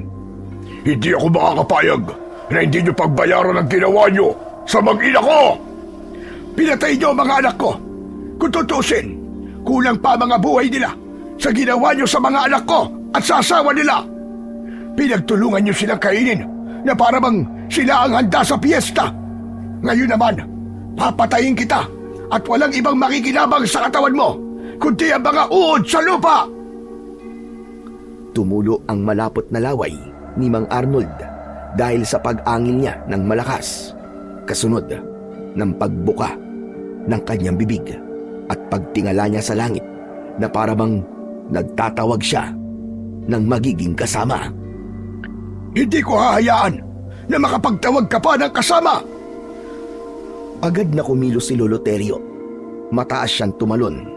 Pagpatak niya sa lupa, diretso ang pagbaon niya ng talim sa dibdib ni Mang Arnold. Ngunit gumanti ito ng suntok kay Lolo. Tumama yon sa ilalim ng panga ni Lolo Terio, kaya't bumagsak siya sa lupa. Ako naman ang sumugod kay Mang Arnold gamit ang dulo ng payong.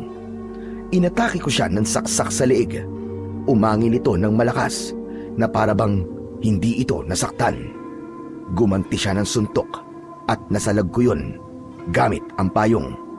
Nasaktan ang kanyang kamao kaya nakahanap ako ng pagkakataon. Agad ko siyang sinipa sa maselang bahagi ng kanyang katawan. Nang bumaluktot siya sa labis na sakit, itinarak ko naman ang dulo ng payong sa kanyang batok. Bumagsak siya sa lupa ng padapa. Ako ang tatapos sa kanya, Apo! Bumangon si Lolo Terio at niluhuran niya sa likod ang aswang. Paulit-ulit niyang pinagsasasaksak ang likod nito gamit ang talim sa hawakan ng kanyang payong. Sa pangalawang pagkakataon, Nasaksiyan ko ang nasunog na katawan ng aswang. Tumayo si Lolo Terio.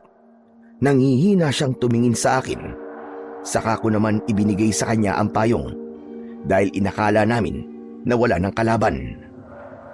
Naging kampante kami ni Lolo Terio, kaya hindi ko naiwasan ang pagtama ng kuko ng aswang mula sa aking likuran.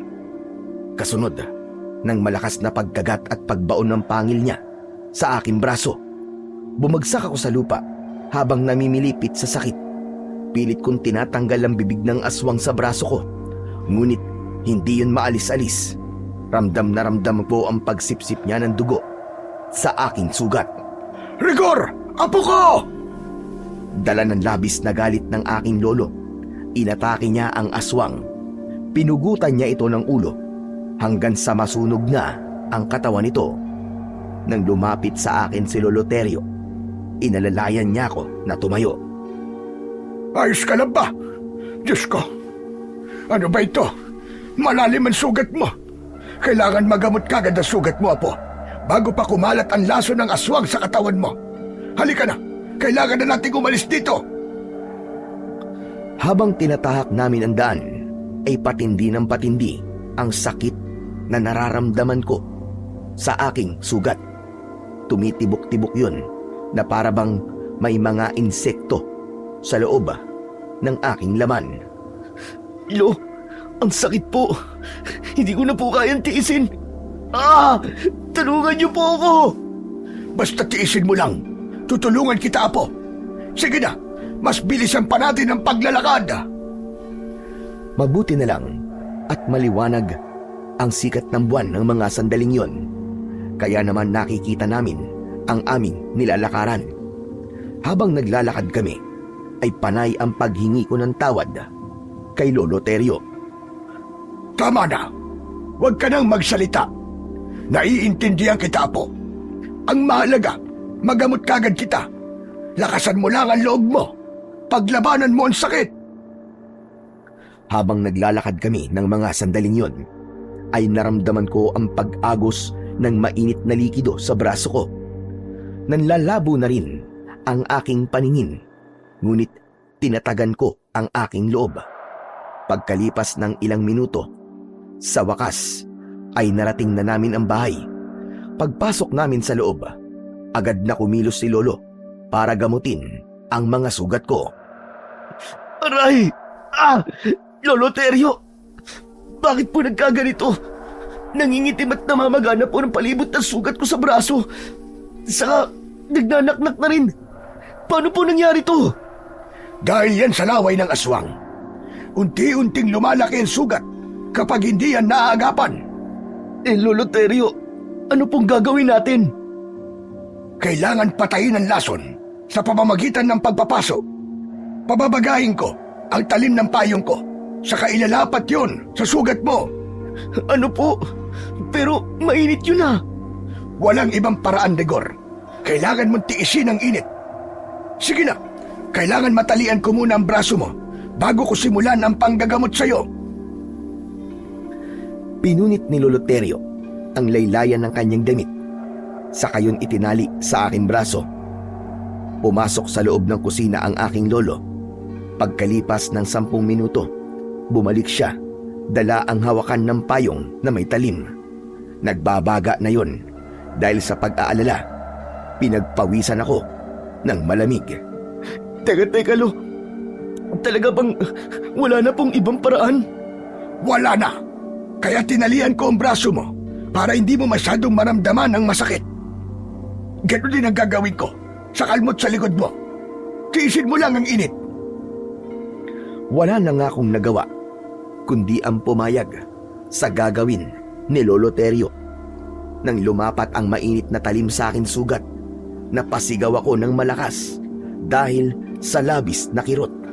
Pagkatapos, binuhusan ito ng langis ang sugat ko. Aray! Lo, di ko na po kaya tiisin. Tama na po.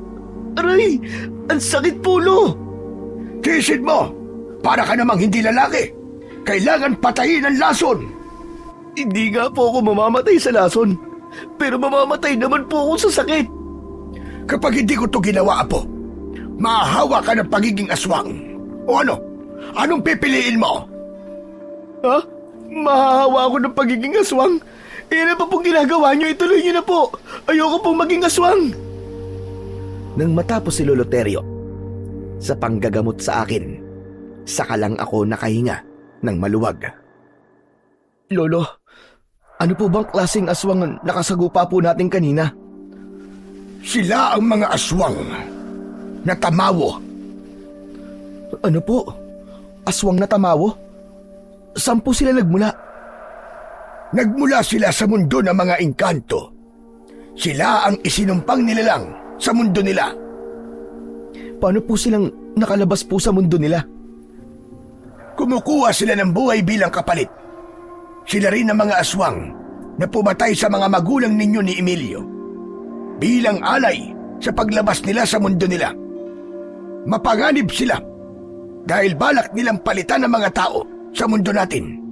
Nagpaparami sila ng lahi para gamitin laban sa atin. Kaya kung mapapansin mo, sa lugar na pinuntaan natin, lahat ng mga babaeng nakatira sa baryong yun ay buntis. Ano po? Kung ganun po, lahat po ng mga babae sa lugar na yun ay mga tamawo. At lahat po sila ay mga aswang. Nakuha mo! Kaya nga matagal ko na silang minamatyagan sa baryong yun. Ang mga payong na ginagawa ko at ibinibenta sa kanila ay may kasamang lason. Sa oras na mabuksan nila yun, masusunog sila dahil sa amoy ng bawang. Ang ibig niyo pong sabihin, pagkukunwari lang po ang pagdala niyo ng payong sa kanila? Oo, para malaya ko silang malapitan at mapatay. Ang mga tamawo ay takot sa ulan. Kaya naisip ko na payong rin ang gagamitin kong kasangkapan para masaktan sila. Yun ang mabisang paraan upang mabawasan ang kanilang puwersa nang hindi nila namamalayan. Bakit po, Lolo? Sino po ba talaga kayo? Isa kong manunugis ng aswang, Apo. Kaya tuwing gabi, umaalis ako para protektahan ang mga tao. Nagkamali po pala talaga ako ng pag-aakala sa inyo, Lolo Terio. Huwag mo nang isipin niyo na po. Ang mahalaga, mapatay ang mga aswang bago pa sila dumami.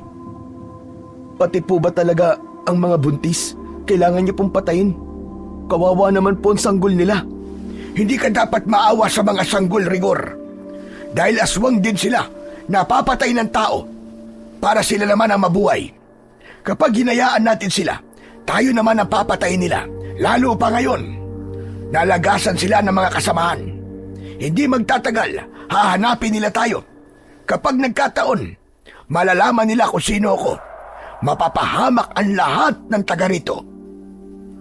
Nang mga sandaling yon, naramdaman ko ang matinding takot. Lalo na nang makita ko ang pag-aalala sa muka ni Lolo Terio. Sa palagay ko, panahon na para ipasa sa iyo ang sandatang ito, Rigor. Isa itong agimat na payong na kayang tapatan ang lakas ng mga aswang na tamawo.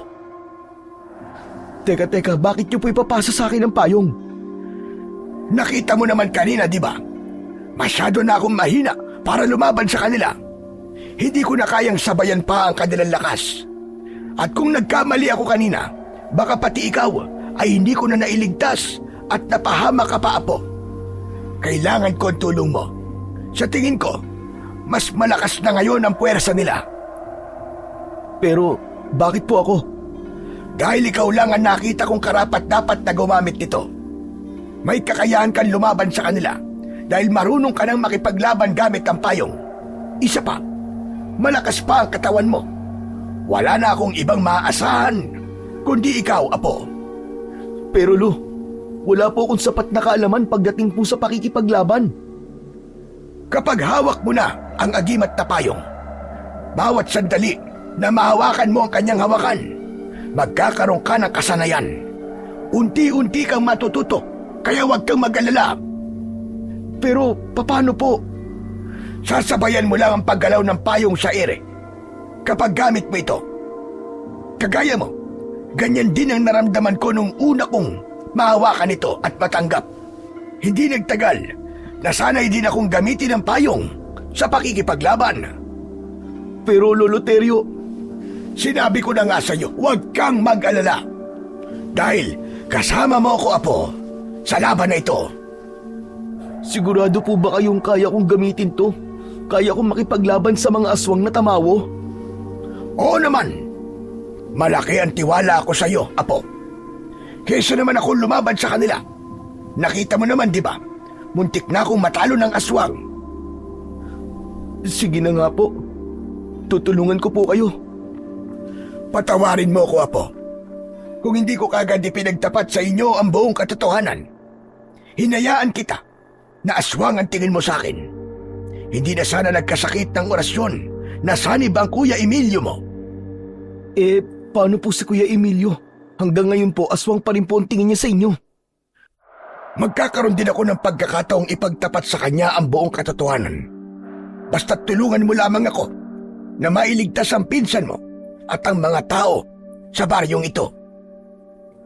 Gagaling pa po ba si Kuya Emilio, Lolo Terio? Oo naman, sa tulong ng dugo ng aswang na nakadikit sa talim ng hawakan ng payong. Ang talim na ito ay kontra sa orasyon ng aswang. Kung ganun, gamutin na po natin siya. Hinaplos ni Lolo Terio ang dugo sa talim ng hawakan ng payong. Pinagmasdan niya yon sa kanyang daliri. Pagkatapos ay nagtungo kami sa silid ni Kuya Emilio. Lolo, ano pong gagawin niyo sa dugo ng aswang? Magsasagawa tayo ng ritual. Ang dugo ang gagamitin ko para tanggalin ang sanib sa katawan ni Emilio. Sa pamamagitan nito, mapapalaya ko siya sa itim na kapangyarihan ng mga aswang na tamawo. Bakit po nagkaroon ng sanib na orasyon si Kuya Emilio? Dahil masama ang ugali ng pinsan mo. Ang tao na merong maitim na budi at walang galang sa matanda ang madaling kapitan ng kanilang orasyon. Kaya kapag tumagal pa siya sa ganyang kalagayan, magiging aswang na rin siya, kagaya ng mga tamawo. Habang nag-uusap kami, ay nilapitan namin ang nakasaradong silid ni Kuya Emilio. Pagbukas ko sa pinto, nagulat kami sa tumambad sa aming paningin. Mabuti naman at dumating na kayo. Sa wakas, mapapatay ko na kayo. Lolo, nakakapagsalita na po si Kuya Emilio pero bakit po siya nagkakaganyan? Hindi na siya si Emilio Rigor. Ang kausap natin ay ang pinuno ng mga aswang. Ginamit niya ang katawan ni Emilio para pagbantaan tayo. Magbabayad kayo. Hindi magtatagal. Mahanap ko na ang tirahan ninyo. Tumigil ka! Mahanap mo man ang tirahan namin. Sisiguraduhin kong mababawi ko ang apo ko sa'yo. Wala ka nang magagawa sa akin. Sa akin na siya. Sa akin lang ang katawan ng walang kwenta mong apo. Nagkakamali ka. Kahit sino o ano pa siya, apo ko pa rin siya. Mahal ko siya. Kaya hindi ko hahayaan na magtagumpay ka. Nagwala sa galit si Kuya Emilio habang umaangil ng malakas. Lolo, ano pong gagawin natin? Sundin mo lang ang mga sasabihin ko sa iyo, Apo. Gawin mo ang lahat para mailigtas ang Kuya Emilio mo. Ipalo mo sa kanya ang payong habang nagsasagawa ko ng ritual. At tandaan mo ang mga orasyon na bibigkasin ko. Pero Lo, baka po masaktan si Kuya Emilio eh. Sige na, gawin mo na. Anong gagawin niyo sa akin? Alisin niyo ang gapo sa mga kamay at pako. Isa pa, hindi niyo ko masasaktan sa naiisip niyong paraan. Kung hindi ka masasaktan, bakit baka sa mukha mo ang takot? Rigor, sige na! Simulan mo na! Hindi pa ako nagsisimula ay biglang naputol ang tali sa kamay ni Kuya Emilio. Inatake niya ako ng suntok na tumama sa aking muka. Ngunit gumanti ako sa kanya ng hampas ng payong. Tumama yon sa kanyang leeg. Bumagsak siya sa katre, habang si Lolo Terio naman ay ipinagpatuloy ang pagsasagawa ng ritual. Sige, paluin mo siya ng paluin na po. hanggang sa kusa ng lumabas ang sanib ng orasyon sa katawan ni Emilio. Ginawa ko ang sinabi ni Lolo Terio. Hindi ako tumigil sa paghampas ng payong kay Kuya Emilio. Subalit nahawakan niya ang payong ko. Nakangisi siyang tumayo. Kaya nga ginamit ko ang katawan ni Emilio para hindi kayo magtagumpay na tanggalin ang sanib ng aking orasyon sa katawan niya. Kasunod ng pagtayo ni Kuya Emilio, sinuntok niya ako sa sikmura. Bumagsak ako sa sahig. Umalingaw-ngaw ang tawa ni Kuya Emilio, pero bigla siyang sinunggaban ni Lolo Terio. Rigor, bumangon ka! Kailangan nating maigapos ulit si Emilio. Bilisan mo, tulungan mo ako rito. Hindi tumatalab sa kanya ang ritual ko. Masama na ito. Malakas na ang kapit ng orasyon ng aswang sa kanyang katawan. Ano? Natatakot na ba kayo? Pagkatapos ng malakas na tawa na yon ni Kuya Emilio, ay dali-dali niyang sinugod si Lolo Terio at nasakta na niya.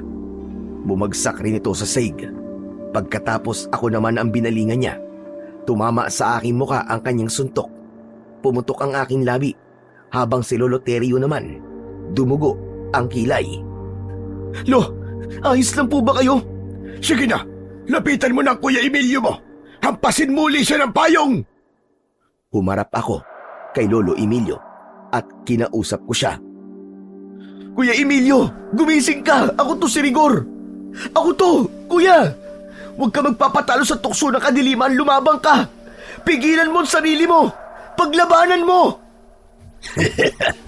Wala ka nang magagawa dahil si Emilio mismo ang pumili sa akin. Inuutusan kita, demonyo ka! Umalis ka sa katawan ng apo ko!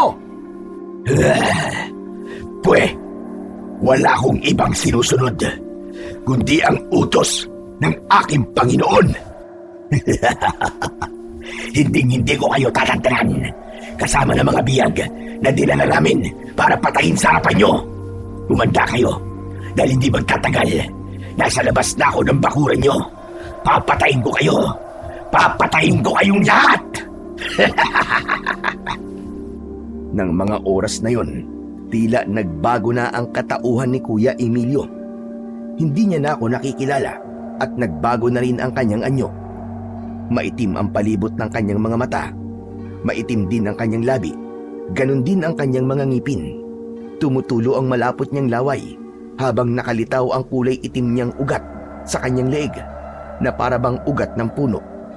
Binuksan ko ang payong at ipinaypay ko yun sa kanya. Bigla itong nanghina at bumagsak sa katre. Agad akong lumapit sa kanya. Sinuntok ko siya sa muka, kasunod ng paghampas ko sa kanya ng payong. Nagkaroon ng pagkakataon si Lolo Terio na maigapos ulit si Kuya Emilio sa katre. Pinagtulungan namin siya. Bitiwan niyo ako! Bitiwan niyo ako! Huwag niyo akong igapos dito! Makakatakas din ako! Pero nagbingi-bingihan kami ni Lolo Terio sa lahat ng mga sinabi ni Kuya Emilio. Pagkatapos namin siya na maigapos sa katre, saka namin siya binalot ng kumot. Saka ipinagpatuloy ni Lolo Terio ang ritual. Ipinikit niya ang kanyang mga mata habang ang kanyang daliri na may bahid ng dugo ng aswang ay idinikit niya sa noo ni Kuya Emilio, kasunod ng pagsambit niya ng orasyon. Nagulat ako sa nakita ko na paglabas ng kulay itim na usok mula sa katawan ni Kuya Emilio. Unti-unti iyong naglaho hanggang sa maging payapa na ang anyo ni Kuya Emilio. Nawala ang pangingitim sa palibot ng kanyang mga mata. Bumalik na rin sa dating kulay ang kanyang balat.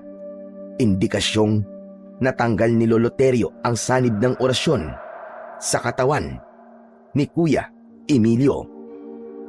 Sa wakas, ligtas na ang pinsan mo, Rigor. Salamat sa Panginoon Diyos. Kaya nga po, salamat sa Panginoon. Pwede mo nang tanggalin ang gapos kay Emilio. Sige na, magmadali ka. Agad akong sumunod sa utos ni Lolo Terio. Pagkatapos ng pangyayaring yon, buong magdamag kong binantayan si Kuya Emilio. Kinabukasan ay kumalat ang balita. Sinalakay daw sila ng mga aswang na tamawo at kinuha ang mga kalalakihan. Ang iba naman daw ay pinatay. Lolo, alam niyo na po ba ang nangyari sa baryo kagabi?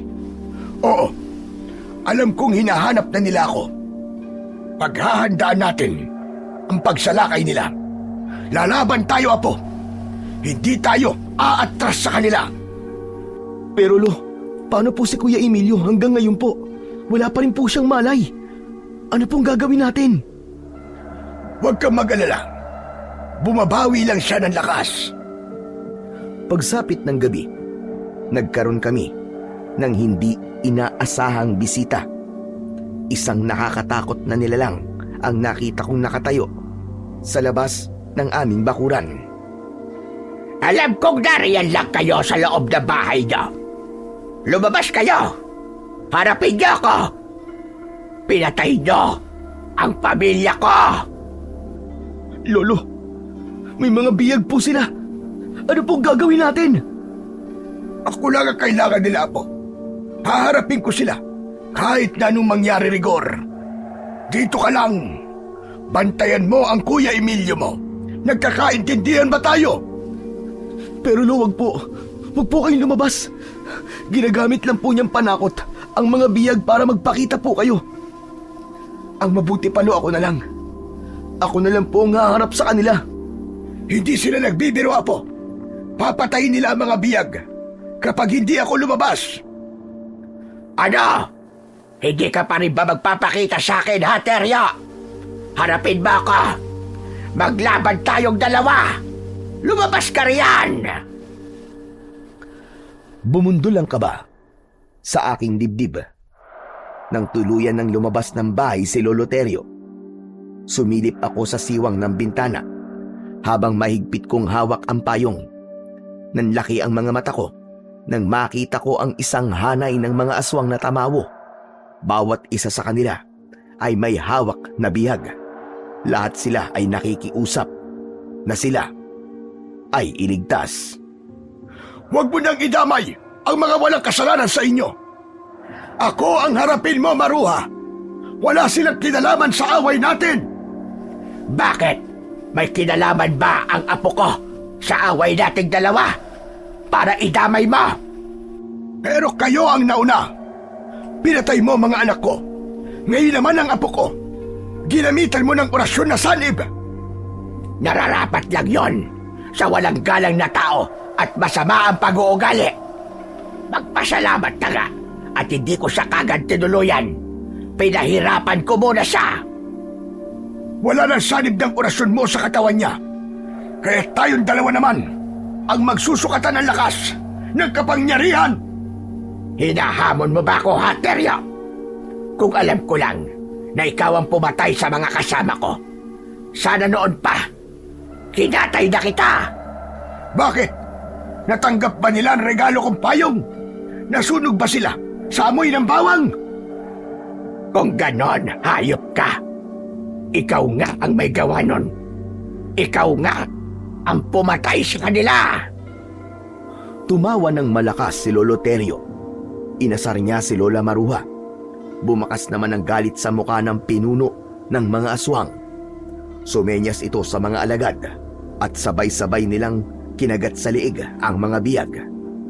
Dala ng pag-aalala ko, tumalon kagad ako palabas sa bintana at agad na sumugod sa mga kalaban. Nilapitan ko ang mga aswang na tamawo. Binuksan ko ang payong at yun ang ginamit kong pananggalang laban sa mga kuko ng mga aswang. Kaya marami akong nailigtas na biyag. Ang talim mula sa hawakan ng payong ang ginamit ko na pansaksak sa mga kalaban ko. Mga hayop kayo! Tikman nyo ngayon ang lupit ng ganti ko! Bawat pagwasiwas ko ng talim sa ere, tumatama yon sa katawan ng mga aswang. Bumabagsak ang mga ito sa lupa, habang si Lolo Terio naman ay abala na rin sa pakikipaglaban. Sige, mga alagad! Patayin silang lahat! Wala kayong paliligtasin! Nakita kong bumagsak sa lupa si Lolo Terio. Lolo, bumangon ka! Lumaban ka! Huwag kang susuko! Sa muli kong paglingon sa kinaroroonan ni Lola Marua, mabilis siyang nakalapit sa akin sa pamamagitan ng pagtalon. Sinakal niya ako sa leeg at pilit na inaagaw ang hawak kong payong. Ibigay mo sa akin yan! Akin na sandatang yan! Sige, hawakan mo! Kunin mo! Sayong-sayo na! Aray! Aray ko! Bakit mainit? Ano ito? Anong meron sa payong na ito? O ano? Napaso ka, no? Tanga! Hindi mo mahawakan yan! Kampun ka kasi ng kadiliman! Umikot ako at siniko ko ang kanyang muka. Nabitiwan niya ang braso ko, sabay sipa ko sa kanyang sikmura. Kasunod ng pagsaksak ko ng dulo ng payong sa kanyang dibdib. Pinaikot-ikot ko pa yun at pinagdiinan ng gusto hanggang sa bumulwak ang dugo mula sa kanyang sugat. Pagbunot ko, sinundan ko pa yon ng pagtarak ng talim ng payong sa kanyang leeg. Nagkikikisay siyang umatras papalayo sa akin habang pigil ng kanyang palad ang bumubulwak na dugo mula sa kanyang mga sugat. Hayop kang demonyo kang matandang aswang ka! Unti-unti kang mamamatay at mauubusan ng dugo. May lasom din ang langis na inilagay sa dulo ng payong, kaya mararanasan mo ang sakit na naramdaman ng mga biktima mo.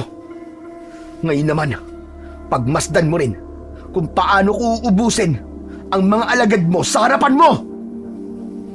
Sa kabila ng walang tigil na pag-agos ng dugo sa leeg ng aswang na si Lola Marua, nagawa niya akong sakalin. Maigpit na maigpit hanggang sa hindi na ako makahinga. Ang hindi niya alam, dahan-dahan ko nang hinugot ang hawakan ng payong at ubod lakas ko yung itinarak sa kanyang sintido. Mamatay ka na! Hindi! Hindi maaari! Mula sa aking harapan, nasunog at sumabog ang kanyang katawan. Kumalat ang kanyang abo sa lupa. Ganon din ang mga alagad niya na pinatay lahat ni Lolo Terio. Habol ang hininga na napatingin kami sa paligid. Ang mga bihag kanina na kinagat ng mga aswang ay ginamot namin ni Lolo. Sobra silang nagpapasalamat sa aming ginawang pagliligtas sa kanilang buhay. Nang mga sandaling yon, wala kaming kaalam-alam na ang lahat ng yon ay nasaksihan pala ni Kuya Emilio. Pagdating namin sa gawi niya, ay napansin namin ang luha sa kanyang mga mata. Nagkatinginan kami ni Lolo Terio. Kuya Emilio, kumusta na ang pakiramdam mo? Ayos na ako, Rigor. Ayos na. Hindi lumapit si Lolo Terio, pero si Kuya Emilio, lumapit siya kay Lolo Terio bilang pagpapakita ng kababaang loob. Lo, patawarin niyo po ako. Masyado po ako nagpadala sa galit. Hindi ko po naisip ang nararamdaman niyo. Patawarin niyo po ako, Lo. Nagkamali ako sa panghuhusga sa inyo. Patawad! Emilio, pinatatawad na kita. Nagkamali rin naman ako. Patawarin mo rin ako sa aking mga nagawang kasalanan. Hinayaan kong isipin niyo na aswang ako. Matagal kong sinisi ang aking sarili sa nangyari sa mga magulang ninyo. Kaya bilang parusa ko sa sarili ko, tinanggap ko ang galit mo, Emilio. Para kahit papano, mapagbayaran ko ang kasalanan ko sa inyo. Dahil hindi ko nagawang mailigtas ang inyong mga magulang. Saka ko lamang din naintindihan kung bakit hindi nagpaliwanag sa amin si Lolo Terio. Yun ang paraan niya para mabawasan ang sakit ng pagkawala ng kanyang mga anak. Naunawaan ni Kuya Emilio ang kanyang pagkakamali at pinagsisihan ang nagawang kasalanan. Sa kasalukuyan po, isa na siyang pari At ako naman po ay isang pulis na nakadistino dito sa Maynila. Hanggang dito na lang po ang sulat ko. Maraming salamat po sa inyong pakikinig. Sa kwento pong ating napakinggan ay nagpapatunay lamang na ang anumang paglilihim ng sikreto ay may kaakibat na panganib at maaari itong maging mitya ng kaguluhan kapag hindi napigil. At maaari din itong gamitin ng kasamaan upang ikaw ay sakupin. Ang init ng ulo at paghihiganti ay kailanman walang maidudulot na mabuti. Bagkus ay lalo lamang nagpapabigat sa sugat na nasa ating puso. Ngunit sa kabila ng lahat, nananatiling totoo na mas matimbang ang dugo kaysa tubig. At ang pagmamahal sa pamilya ang siyang patuloy na nangingibabaw. Kaya't sa bawat pagsubok, piliin nating maging mabuting tao, umiwas sa alitan at paliwigin ang pagmamahal at pananampalataya sa Poong May Kapal, sapagkat dito nagmumula ang tunay na lakas at kapayapaan.